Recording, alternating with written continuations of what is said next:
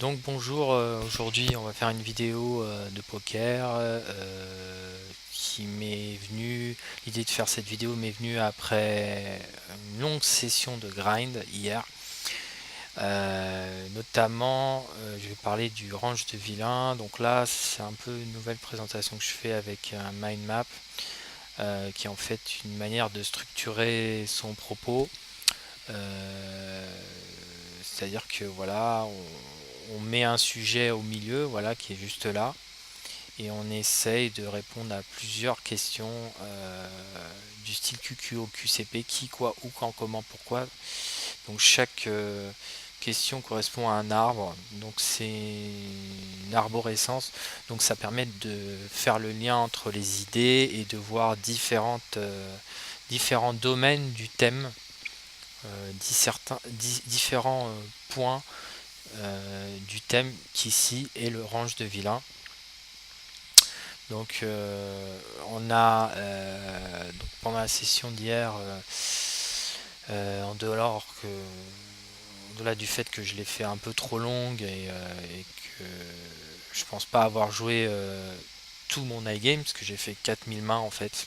C'était un peu naze comme le faire.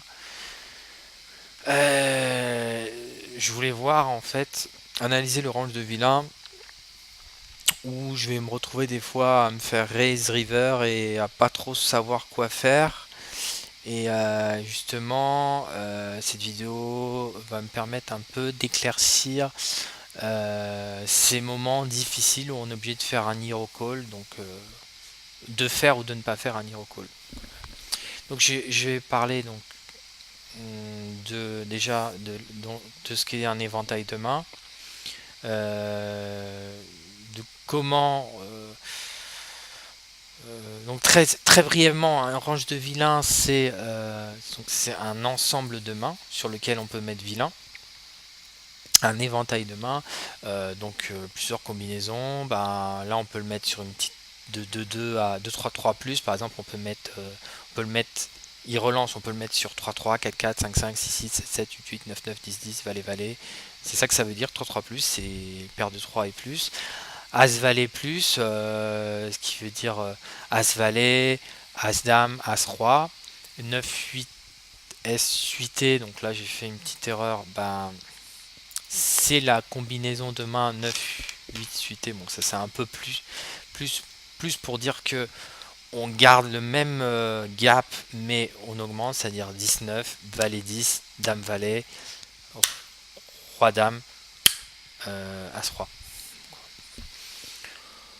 Et qu'elle est suitée, c'est-à-dire de la même couleur. Ça, je pourrais mettre peut-être le mettre là, S comme suité, même couleur. Suité, même couleur. Donc les noms. Alors après, il faut voir dans l'éventail de main. Donc, c'est-à-dire que par exemple, on raise au bouton. Je dis n'importe quoi. Je me fais 3 bêtes par les blindes. On peut, en fonction du vilain et en fonction dont on a vu, de ce qu'on a vu des abattages. Euh, et donc là, je vois la nécessité de voir des abattages. On peut mettre vilain, j'ai fait une petite erreur, on peut mettre vilain sur un range, un ensemble de mains. Et on peut aussi quantifier ce range qui va là, quoi, nombre de combinaisons. Et je dirais mais quantification,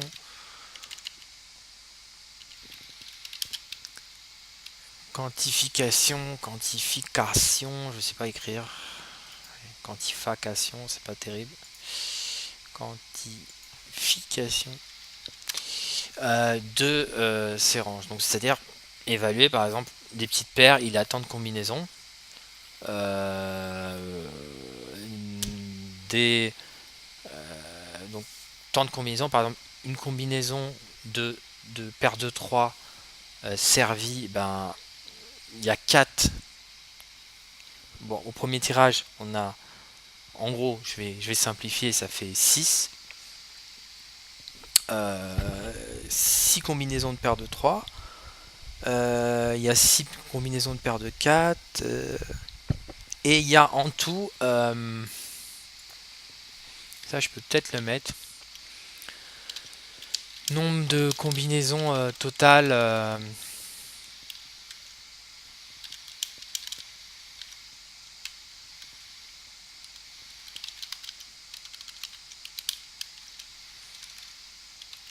De 2 cartes possibles.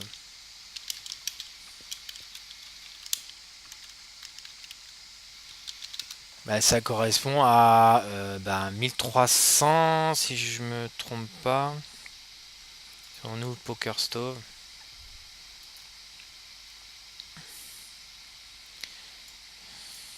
Ouais. C'est voilà, c'est ça. Hein. De combinaisons, c'est ça. Donc là, il y a, si on fait tout, il y a quelque chose comme 1326 mains possibles. Donc là, je mets 1326 mains possibles. Et donc ça, on peut le retrouver. C'est juste 52 fois 51 divisé par 2. Bon, pas censé le savoir. Je mets pause que je suis appelé. Je reprends cette vidéo un peu plus tard. Donc, donc il y a 1326 mains qui correspondent à... Il y a un calcul pour le faire. Bon, je trouve que c'est pas trop nécessaire de développer, mais juste à savoir qu'il y a 1326 combinaisons de cartes en dehors de l'ordre qui peuvent être distribuées. Donc c'est bon à savoir, notamment pour savoir un petit peu quantifier les ranges. Ouais, 1326 mains, vous réduisez un petit peu. Voilà. En fonction des pourcentages joués, ben, on a une surface de main possible. Par exemple, sur 13 de VPIP, ben, ça fait ces mains-là. Donc 7-7 plus, As-8 suite et plus, Roi 9 suite et plus, Dame 10 suite et plus. Donc là, c'est les mains. euh, donc on peut diviser en 3 parties. Tout ce qui est dans la diagonale, là, c'est les paires.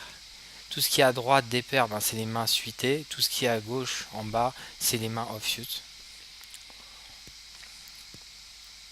Donc savoir que par exemple, deux mains, par exemple As-9 et As-9 et As-9 suité, c'est clairement c'est 12 plus 4, ça fait 16. Et 16 mains possibles, qu'elles soient suitées ou offsuit, 16 mains possibles d'As-9. Donc en fonction des cartes que l'on a, on va pouvoir éliminer des mains possibles ou restreindre les mains possibles de l'adversaire. C'est ça, ça sert à ça les combos. Donc on va parler de là. Donc ça pour l'éventail de mains, c'est sûr il faut voir les abattages en fonction des différentes positions, en fonction des différentes situations, du nombre de joueurs. Du nombre de joueurs dans le coup, de la position aussi, euh, position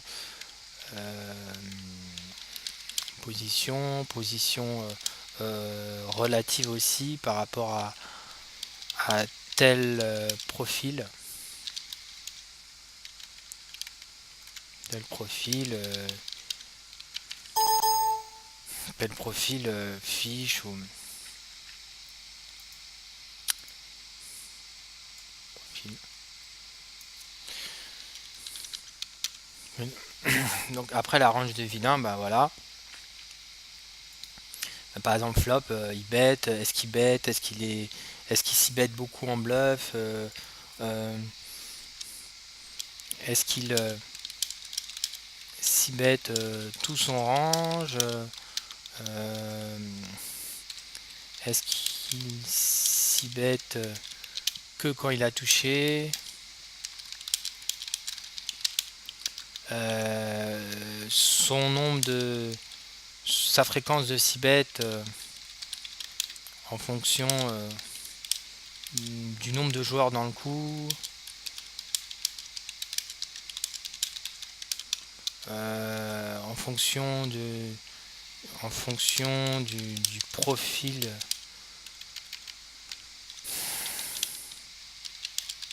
des joueurs dans le coup. Donc voilà, c'est vraiment tout ce qu'il y a à faire.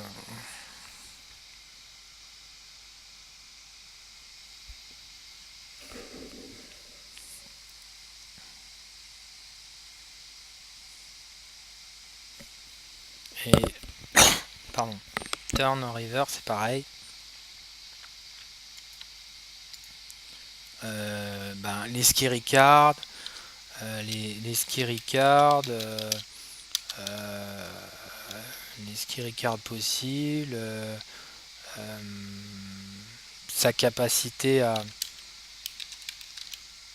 à lâcher une main par exemple. Je pense que... Donc c'est les cas par exemple où il est intéressant de s'y bet par exemple. River, pareil. Donc l'orange de vilain, bah oui, déterminé par le profil, ou plutôt le style, ou on pourrait dire le style, ou la façon de jouer aussi.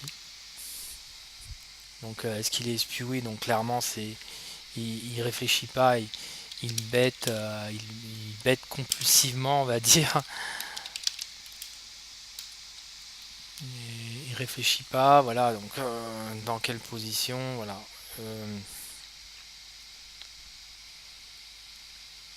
Est-ce qu'il me flotte?